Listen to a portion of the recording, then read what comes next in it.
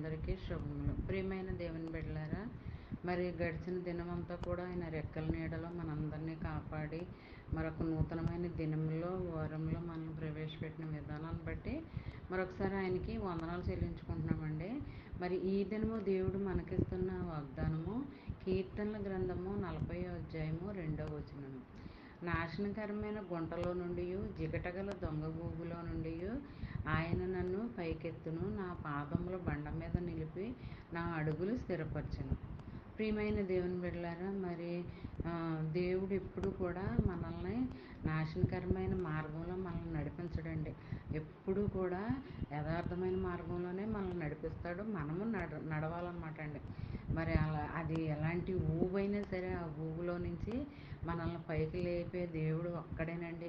ఎవ్వరూ కూడా మనిషి అనేవాడు మనకి ఎవ్వరూ సహాయం చేయరండి. అందుకే అంటున్నాడు దేవుడు, మనుషులు నమ్మకూడదు, యెహోవాను నమ్ముకోండి అని దేవుడు బైబిల్ గ్రంథంలో చెప్తుంది. మనుషులను ఆశ్రయించుట కంటే యెహోవాను ఆశ్రయించుట మేలు అని చెప్తున్నాడు.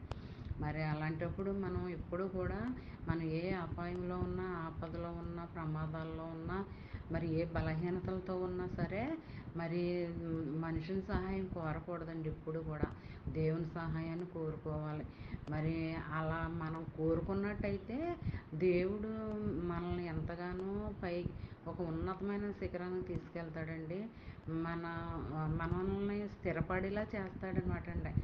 ఎలాగా మనము స్థిరపడతామో మన అడుగులు స్థిరపడేలా చేస్తాడు. అడుగులంటే మన జీవితంలో మరి ఎంతగానో స్థిరత్వం కలిగి ఉంటామండి. స్థిరులుగా ఉంచుతాడండి. మరి అలాంటి స్థితి నువ్వు నేను మనందరం పొందుకోవాలని కోరుకుందామండి. మరి ఎప్పుడు ఆయన ఆజ్ఞానుసారంగా నడుచుకుంటూ, ఆజ్ఞానుసారంగా జీవిస్తూ, ఆజ్ఞలను అనుసరిస్తూ నడుచుకుంటూ ఉంటే మరి ఈ వాగ్దానం మన జీవితంలో దేవుడు నెరవేర్పు అనేది కలిగిస్తాడనమాట అండి. మరి మనల్ని పైకెత్తుతాడంటే అండి, ఊబులో నుంచి లేవనెత్తాడండి. అది ఏ ఊబైనా సరే, అది పాపపు ఊబ, లేదంటే దొంగ ఊబ, లేదంటే మనం ఊబు అనేది అది పాపంలో ఉన్నామా, లేదంటే బలహీనతలతో ఉన్నామా, సమస్యలతో ఉన్నామా, మరి రోగాలతో ఉన్నామా, అప్పుల్లో ఉన్నామా, అది ఏదైనా సరే